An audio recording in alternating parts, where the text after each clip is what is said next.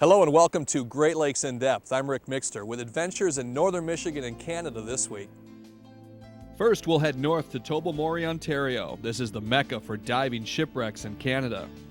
Then we'll visit two ships that share a final resting place in the Straits of Mackinaw, all tributes to the dangers of this narrow channel between the lakes. Finally, we'll meet the rock bass, a fish found in abundance on wrecks and around dock areas. Strap on your gear and let's get wet as we take an in-depth look at the Great Lakes.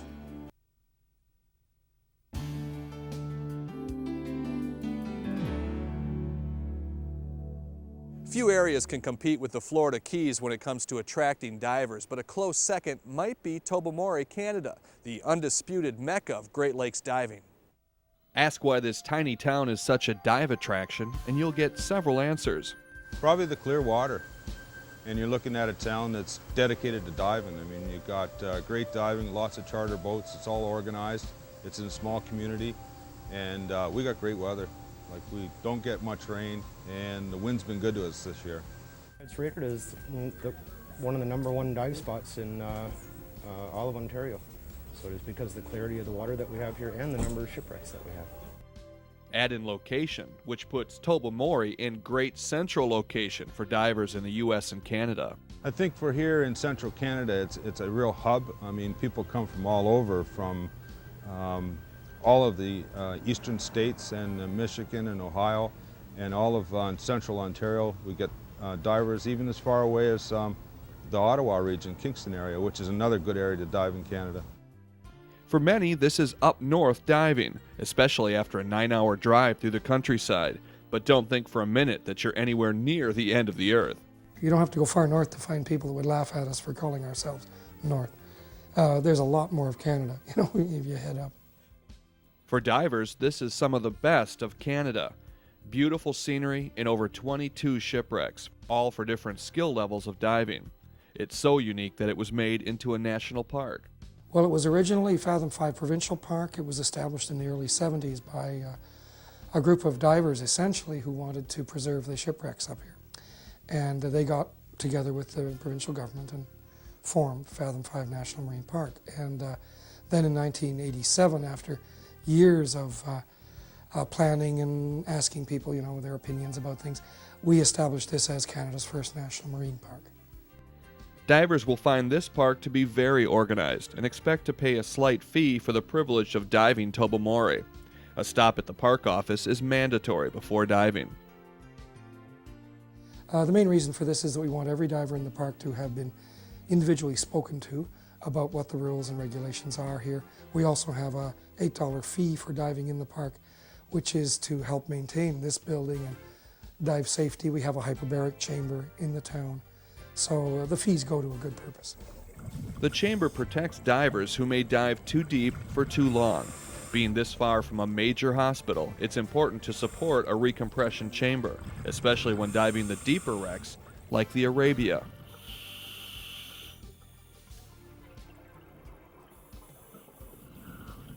This schooner is one of the best preserved in the Great Lakes. You'll find pieces on this 150-year-old ship that would have long disappeared on similar schooners. These include deadeyes. These strange-looking pieces of oak were used with ropes to tighten the sails. Unfortunately, they're easy to remove, and many are gone from the shipwrecks. Here on the Arabia, they remain. Well, we've preserved it as an organization, and it's been protected by the park just as long. And there's a lot of respect for it, for its depth and coldness. So between it being self-preservation and practical, it just doesn't get stripped. Lost off Echo Island in an 1884 storm, the crew of the Arabia were saved.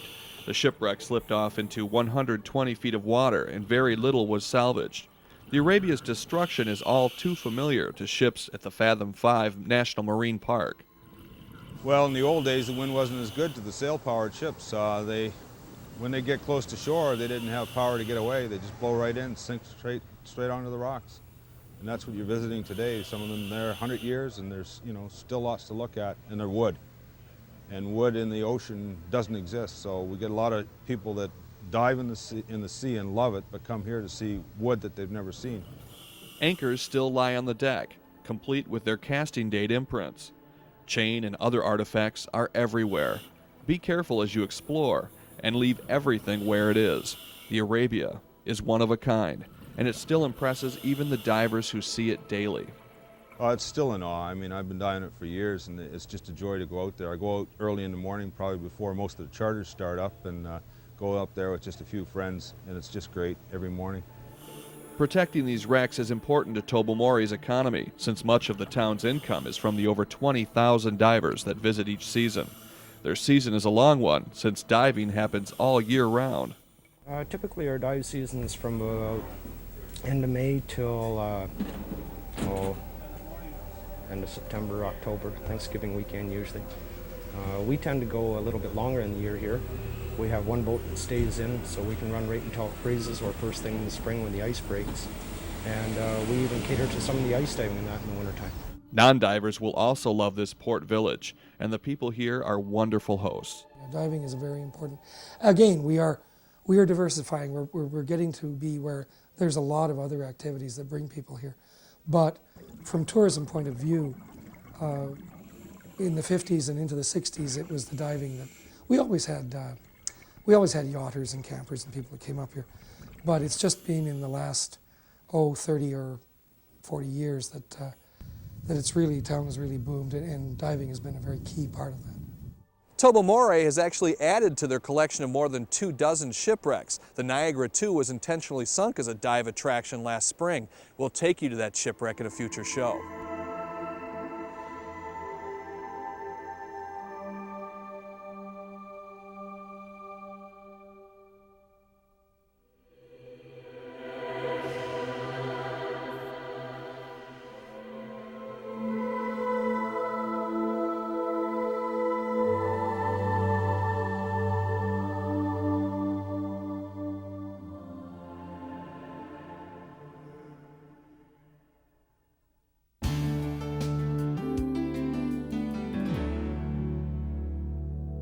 Driving the 5-mile stretch over the Mackinaw Bridge across the Straits of Mackinaw make these waters seem to go on forever. But under the bridge, it's a whole different matter. The Cedarville lies in some 100 feet of water, nearly in the evening shadow of the giant Mackinaw Bridge. As large as this 5-mile-long suspension bridge is, it also serves to narrow the straits below it, as ships follow the same path beneath. It was here, cloaked in thick fog, in May of 1965, that the Norwegian freighter Tobermory passed beneath the bridge. Captain Martin Jopik aboard the Cedarville noted the blip on his radar, but thought it to be the Weissenberg, another ship that he was already talking to. The confusion mounted when the Weissenberg assured the Cedarville that there was another ship between them. Jopik's calls to the mystery ship went unanswered, and he ordered wheelsman Len Gabriziak to turn to starboard. This accidentally put the ship in the path of the Tobermory, which smashed into the Cedarville's port side. A decision to beach the wounded ship on the soft sandy beaches of the Mackinaw City side turned out to be a bad one. The ship rolled halfway across the straits, sinking nearly upside down. Today the ship is but a shell, as of anything of value was stripped just weeks and months after the accident. A new wreck isn't covered by shipwreck protection laws, and even the prop was cut from its post. Divers can spend several dives trying to see this whole wreck. It's 588 feet long and only 40 feet from the surface. Attractions include its pilot house, which is empty, save the one radar set. Cedarville's eyes in the blinding fog that killed her. The Cedarville is by far my favorite shipwreck of all the ones I've ever been on. Just the fact that it's such a big wreck, upside down and so accessible, that by far it's my favorite. There's no doubt. Seeing it upside down in the water and being able to swim in through the doors of the pilot house or look through the windows of the pilot house it's an incredible sight. The giant smokestack is also of note, including the horns on the front. Divers can gain access inside the engine room and other quarters, but extreme caution is advised. It's inverted and deep, and the straits are a far cry from crystal clear. You know, you get in and realize that things are upside down, and if you can see bubbles going up, you know which is up and which is down. I never had a problem with that. I never had a problem, you know, up or down. It's interesting to see something that size upside down in the water. The Cedarville is the Great Lakes' largest shipwreck within sport diving limits, and that attracts thousands of divers each year. Add in Mackinac Island, and it's one of Michigan's top tourist attractions.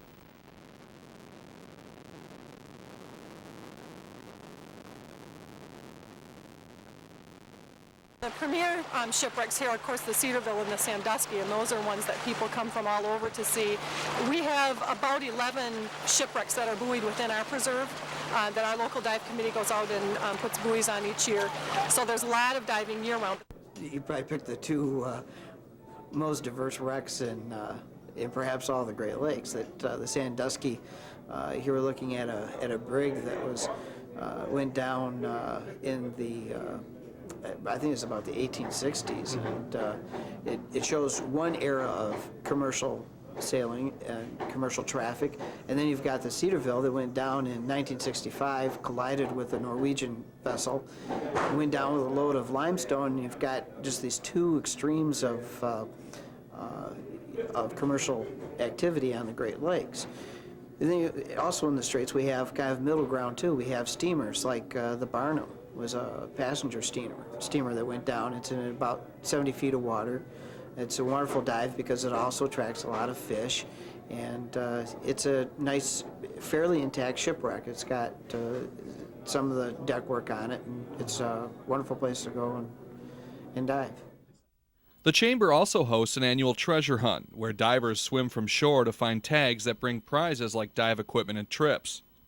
There are plenty of treasures beyond just the prizes, as the area is one of the oldest settlements in the U.S. Well, shore diving here is quite interesting. In St. Ignace area here, it's especially interesting because East Moran Bay is filled with artifacts from 300 years of human activity. This is the second or third oldest community in the United States, and so over the years of human activity, these artifacts have accumulated on the bottom. And we've got a lot of people who dive just offshore just to see these very small things like small bottles that are very old, or tools and this sort of things. Sometimes they're very contemporary. Sometimes you know that they were just lost, say during the bridge construction in 1957. But many times you run across old bottles or parasols or things, and you can just imagine the activity here, say in the 1890s or 1880s, when there's a lot of commercial fishing or the resort areas up here that attracted a lot of this kind of passenger into this area. Divers and all tourists are important to this area's economy. Of course, the money that comes into the community is our lifeline. Tourism is our economy in St. Ignace, and so this is what we depend on, people coming in and spending the weekends with us, and we try and make it fun with events. The Cedarville is joined by over 3 dozen other shipwrecks in the Straits of Mackinac. It's a dangerous part of the lakes, and not just in fog. This giant gash in the side of this wooden ship is a clue as to who the ship was. For years it was thought to be the Northwest, lost when it was cut by ice in the Straits of Mackinac. The gash could have been ice, but some underwater explorers thought differently. Chuck Feltner is a freshwater detective of sorts. He loves to research shipwrecks, and his book Shipwrecks of the Straits of Mackinac is the definitive source on wrecks in this area. The business of identifying shipwrecks, finding them and identifying them, is really a detective type role. It's some combination of Sherlock Holmes and Columbo, I think. In some cases,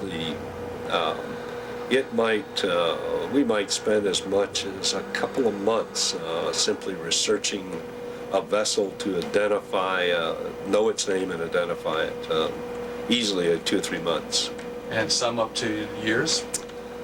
Well, yeah, there are a couple of wrecks that for 10 years that we dove on and we never could find out what they were, and only in recent times through one more little piece of information cropping up and being the final clue in the series of clues were we able to know what the wreck was. He's meticulous in his quest for information, and he's taught classes on how to do it. There's a lot of things that you learn by talking with people, interviewing people, a lot of oral history. a lot of leads picked up that way on shipwrecks. Careful measurements of the schooner indicated a length of 134 feet, shorter than the Northwest, and it only had 3 holes where 4 masts should have been. A mystery was quickly unfolding. Chuck's research on the Maitland seemed like a better match. The collision gash was from running into the schooner Golden Harvest, and the absence of mast was because of a salvage in 1871. Divers will find a raised deck called a forecastle near the bow of the ship, and the deck still has machinery to investigate. Its corn cargo has long disappeared, but you can go between the decks if you bring a flashlight. The straits are normally dark and swift, and this area is usually very cold. The Maitland can easily be explored in a single dive, and while it's not normally visited by charters, it is an excellent example of Great Lakes ship design, and another example of how treacherous the straits can be.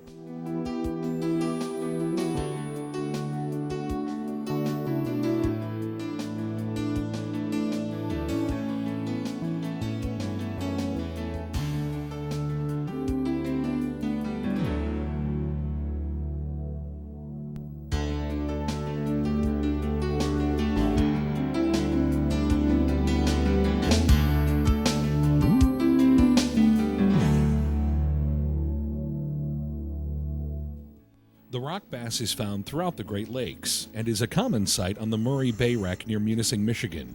Here, divers can get a close-up look at a famous little fighter that has saved many fishing trips.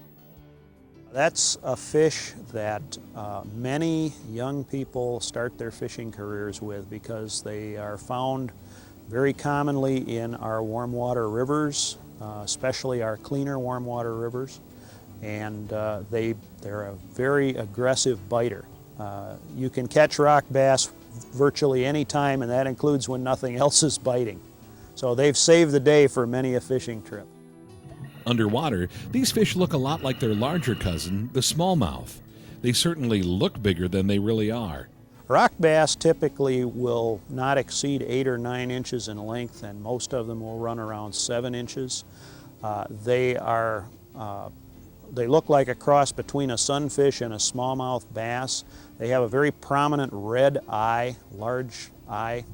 They have quite a large mouth. They have rows of longitudinal dots that follow the length of their scales. They have very spiny fins, both dorsal and anal fins. Its interesting name is probably due to its diet. Since the rock bass loves crawdads, it hangs out around rocks.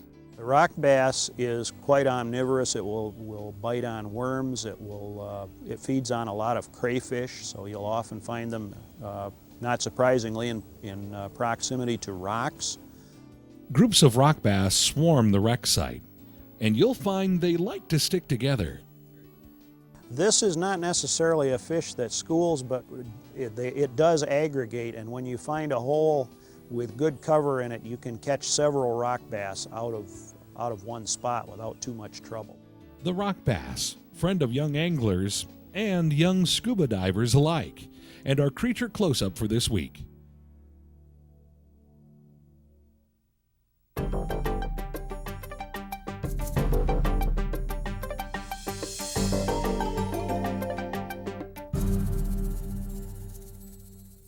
We haven't really seen a dramatic change in scuba masks since they first were invented many years ago, but we have seen interchangeable lenses come down in price, which is good news for those of us who have corrected vision. The face of diving is changing, literally, as divers take advantage of new materials for the shield we wear over our eyes. Providing an airspace between our eyes and the water allows us to see clearly underwater, and allowing our nose inside the mask lets us equalize the pressure as we dive. Rubber was once the only type of material available for masks, and with heavy steel bands holding it all together, it was a heavy, dark obstruction on your face. A black with a silver band on it wasn't that fashionable. Now you're getting into something that's more streamlined, nicer looking, and more comfortable. In the silicone, going with the silicone skirting over the black rubber, you have a better comfortable fit on your face. In turn, the silicone will actually last longer than that black rubber. One-piece masks are still popular, and the shape and design have changed little over the years. The original one was one big pane of glass, very similar to what this mask right here is, which will give you more of a aquarium view. As you're in bigger window, you don't have any blockage in it.